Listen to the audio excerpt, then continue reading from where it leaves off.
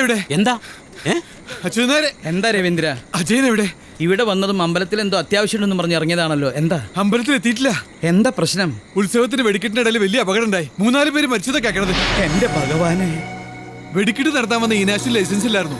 അവന്റെ ചേട്ടൻ ലാസറിന്റെ പേരിലെ ലൈസൻസ്. ഈനാശു തട്ടിപ്പാന്നാ പറയണത്. കമ്മിറ്റി പ്രസിഡന്റ് അജയനായതുകൊണ്ട് പോലീസ് അജയന്റെ പേരിൽ കേസ് ചാർജ് ചെയ്യും. ആളുകൾ മരിച്ചതുകൊണ്ട് അറസ്റ്റ് ഉറപ്പാ. ചെറുമംഗലം വെടിക്കെട്ട് അപകടത്തിൽ വെടിക്കെട്ട് നടത്തിപ്പുകാരൻ കീഴേക്കാട്ട് ഈനാശുവിനെ കോടതി 14 ദിവസത്തേക്ക് റിമാൻഡ് ചെയ്തു. അപകടത്തിനിടയാക്കിയ വെടിമരുന്ന് ശാല അടച്ചുപൂട്ടാൻ കോടതി ഉത്തരവിട്ടു. തനിക്ക് ലൈസൻസ് ഇല്ല എന്ന് പറഞ്ഞിട്ടും വെടിക്കെട്ട് നടത്തുവാൻ കമ്മിറ്റി പ്രസിഡന്റ് അജയ് ചന്ദ്രൻ നായർ തന്നെ നിർബന്ധിക്കുകയായിരുന്നു എന്ന് ഈനാശു കോടതിയെ ബോധിപ്പിച്ചു. ഇതിനിടയിൽ ഉത്സവ കമ്മിറ്റി പ്രസിഡന്റ് അജയ് ചന്ദ്രൻ നായർക്കായി പോലീസ് അന്വേഷണം ഊർജിതമാക്കി. വെടിക്കെട്ട് അപകടമുണ്ടായ ദിവസം മുതൽ അജയ് ചന്ദ്രൻ നായർ അപ്രത്യക്ഷനാണ്. ഈനാശുവിന്റെ മൊഴിയുടെ അടിസ്ഥാനത്തിൽ പോലീസ് ഇയാളെ പ്രതി ചേർത്തിട്ടുണ്ട്.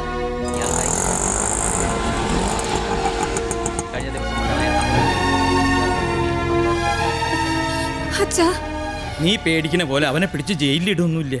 കോടതിയിൽ നിന്ന് നേരിട്ട് ജാമ്യം എടുക്കാൻ വക്കീലിനെ ഏർപ്പാടാക്കിയിട്ടാ ഞങ്ങൾ വരണേ. ഇതിപ്പോ 2 ദിവസമായില്ലേ അച്ഛാ? എങ്ങോട്ട് പോയെന്ന് വെച്ചാൽ ഞാൻ സമാധാനത്തോടെ ഇരിക്കുക. ഒന്ന് ഫോണിൽ വിളിക്കെങ്കിലും ചെയ്യാറുന്നില്ലേ? അങ്ങോട്ട് വിളിച്ചിട്ട് കിട്ടണമില്ല. അല്ലെങ്കിൽ ഒരിക്കലും ഫോൺ സ്വിച്ച് ഓഫ് ചെയ്യാത്ത ആളാ. ഇനി അറസ്റ്റ് നാണക്കേട് ഓർത്ത് എവിടേക്കെങ്കിലും മാറുന്നതാവൂ. അങ്ങനെ മാറി നിൽക്കേണ്ട കാര്യം എന്താ ഉള്ളത്? അവൻ കരുതി കൂട്ടി ചെയ്തതൊന്നുമല്ലല്ലോ. ഉത്തരവാദിത്തം കമ്മിറ്റിക്കാർക്ക് മുഴുവനുണ്ട്. ഏയ്, കമ്മിറ്റിക്ക് ഉത്തരവാദിത്തം ഏറ്റെടുക്കാൻ പറ്റില്ല. ഷാരിഡി പറഞ്ഞ അതിന്റെ കാര്യം. ഒരു അപകടം ഉണ്ടാകുമ്പോൾ കൂടെ നിൽക്കാണ്ട് രാത്രിക്ക് രാത്രി സ്ഥലമിടാൻ വേണ്ടത്. മരിച്ചവരുടെയും പരിക്ക് പറ്റിയവരുടെയും കോമ്പൻസേഷന്റെ കാര്യത്തിൽ കോടതിക്ക് പുറത്തു വെച്ചൊരു സെറ്റിൽമെന്റ് ഉണ്ടായാൽ എല്ലാവർക്കും നല്ലത്. അതല്ലെങ്കിൽ കേസിന്റെ പുറകെ എല്ലാവരും തൂങ്ങേണ്ടി വരും. എന്റെ ഭഗവതി, ഇങ്ങനെ പറ്റിക്കുന്ന അറിഞ്ഞിരുന്നെങ്കിൽ അജയ് ചന്ദ്രൻ നായരുടെ കൂടെ ഇറങ്ങി പുറപ്പെടുകയായിരുന്നില്ല. ഹലോ, അജയേട്ടനാ. ഹലോ, എവിടെന്നാ? ആണോ? കണ്ടോ? ന്യൂസ് കണ്ടോ? ഓക്കെ അജയേട്ടാ. ഓക്കെ, ശരി അജയേട്ടാ.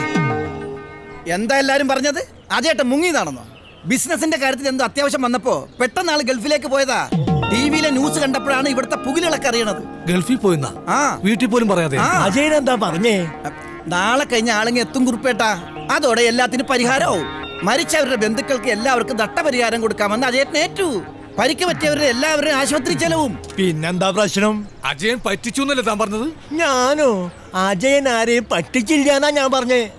ഇത്ര എളുപ്പം മുതൽ അജയനെ കാണുന്നതല്ലേ ഞാൻ. താൻ മാത്രോ? നമ്മളൊക്കെ അങ്ങനെയല്ലേ? അതെ. നഷ്ടപരിഹാരം കൊടുക്കാന്ന് അജയേന്ദ്രൻ നായർ സമ്മതിച്ചു തന്നെ ആ മനസ്സിന്റെ നന്മയാ. നമ്മളെ ചെറുമംഗലത്തുകാർ അത് തിരിച്ചറിയണം. അപ്പോ SIക്ക് ഇനി എന്താണാവോ പറയാനുള്ളത്? അയാൾ വന്നാൽ ആദ്യം സ്റ്റേഷനിലേക്ക് വരാൻ പറ. അവിടെ വെച്ച് പറയാം ബാക്കി കാര്യങ്ങൾ. പിന്നെന്താ, ഞങ്ങൾ കൊണ്ടുവന്നോളാം. ഉത്തരവാദിത്തം മുഴുവൻ അജയേട്ടനെ ഏറ്റ സ്ഥിതിക്ക് ഇനി കമ്മിറ്റിയുടെ ആവശ്യമുണ്ടോ ഷാരടി? എന്തിന്? എന്നാ കമ്മിറ്റി അങ്ങ് പിരിച്ചുവിടാം. എന്താ സൂതേട്ടാ? ഞാൻ എപ്പോഴേ പിരിച്ചുവിട്ട്. ഞാനും മന്നി.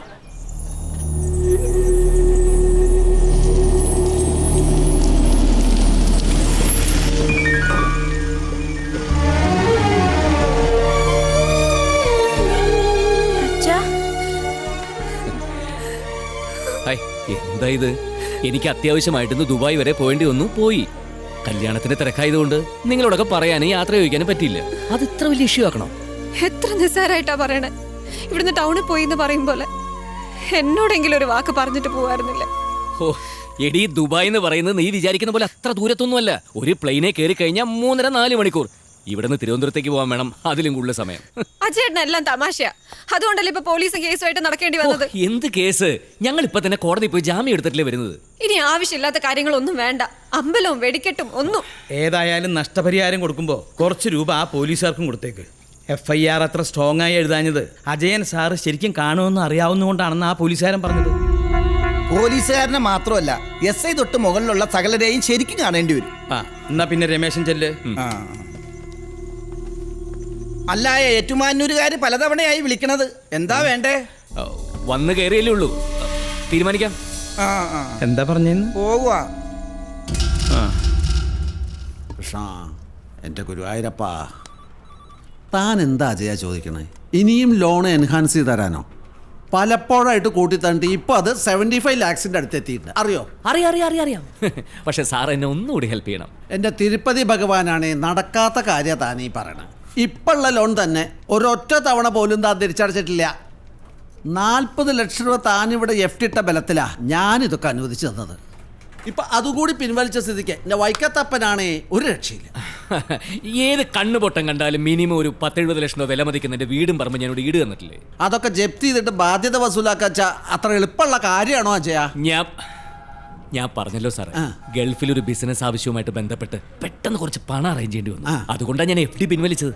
അല്ല, പോരാത്ത കാശ് സാർ ആ ലോണിലൊന്ന് ആഡ് ചെയ്ത 6 മാസത്തിനുള്ളിൽ ഞാൻ തിരിച്ചടച്ചേക്കാം. എന്റെ ശ്രീപത്മനാഭ, അപ്പൊ ഗൾഫിലെ തന്റെ ബിസിനസ് ഒന്നും റണ്ണായിട്ടില്ല എന്നർത്ഥം. ഒരു ചെറിയ ലൈസൻസിന്റെ പ്രശ്നം, അത് ഉടനെ ശരിയാവില്ലേ?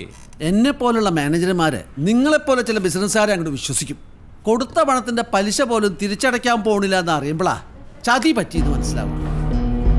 ഈ ദൈവങ്ങളൊക്കെ നിരന്നിരുന്ന് കടാക്ഷിക്കണോണ്ടാ എന്റെ സർവീസ് ബുക്കിൽ ഇതുവരെ റെഡ് മാർക്ക് വീണിട്ടില്ല. നായരായിട്ട് അത് ഉണ്ടാക്കരുത്. ഇവിടുന്ന് ഇറങ്ങിയ ജീവിച്ചു പോവാൻ പെൻഷൻ തന്നെ വേണം. ഇനിയുള്ള കാലം പെൺമക്കളുടെ ഭർത്താക്കന്മാരുടെ അടുത്ത് കൈ നീട്ടാൻ തയ്യാറല്ല. അതുകൊണ്ട് ആദ്യം അനുവദിച്ച ലോൺ എമൗണ്ട് തിരിച്ചടയ്ക്കുക. സർ, ഒന്നുകൂടി ആലോചിച്ചിട്ട്.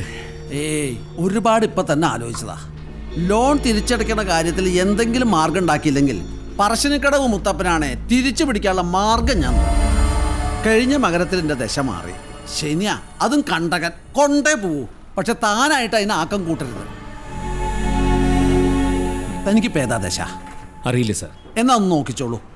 വല്ല കുഴപ്പം പിടിച്ച കാലാച്ച എന്തെങ്കിലും പരിഹാരം ചെയ്ത് രക്ഷപ്പെടാൻ നോക്കുക. ഈ ജാതകം എന്നൊക്കെ പറയണത് വലിയ സത്യ. എന്തെങ്കിലും കുഴപ്പം വരാൻ നേരത്തെ ആ മനുഷ്യന്മാർ ഇതൊക്കെ നോക്കുക. അപ്പം പിന്നെ പിടിച്ചാൽ കിട്ടാത്ത കാലായിട്ടുണ്ടാവും. ആഞ്ജനേയാ. അജേട്ടാ ഫോൺ. കാര്യം എന്താണെന്ന് ചോദിക്ക്. ഞാനിത് തിരക്കില്ലെന്ന് പറ. ആ കമ്മ്യൂണിറ്റി ഹാള് പുതുക്കി പണിയാൻ അജേട്ടൻ കൊടുത്ത ചെക്ക് മടങ്ങിയെന്ന്. നല്ല ബെസ്റ്റ് പാർട്ടീസ്. ചെക്ക് സബ്മിറ്റ് ചെയ്യുന്നതിന് മുമ്പ് എന്നോട് വാക്ക് പറയണ്ടേ? ഞാൻ ഈ SB അക്കൗണ്ടിൽ അങ്ങനെ പണം സൂക്ഷിക്കാറില്ല. ഒരു 2 ആഴ്ച കഴിഞ്ഞ് എന്നെ വിളിക്കും. ചെക്ക് എപ്പോൾ റീസബ്മിറ്റ് ചെയ്യണമെന്ന് ഞാൻ പറയാം. എന്ത് പ്രശ്നം? നിങ്ങളോട് പറഞ്ഞ കാശ് നിങ്ങൾക്ക് തരാതിരിക്കാൻ പറ്റുമോ? ഞാനും ഈ നാട്ടിൽ തന്നെ ജീവിക്കാനുള്ള ആളല്ലേ. ഓക്കെ. ആര് വിളിച്ചാലും ഞാൻ ഇവിടെ ഉണ്ടെന്ന് ചാടി കയറി പറയാൻ നിൽക്കണ്ട.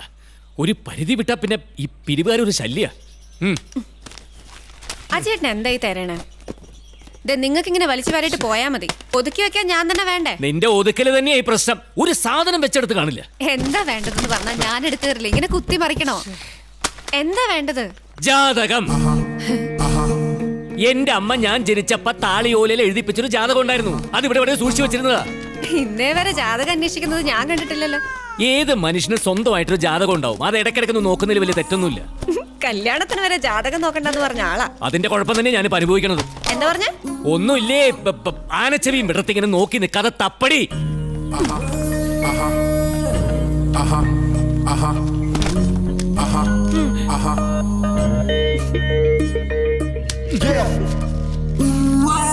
ഇതിപ്പോ ഏത് പണിക്കരെ കൊണ്ടാണോ വായിപ്പിക്കാൻ പോണത്? എന്താ നിന്റെ സ്വരത്തിലൊരു പൂജ്ഞം?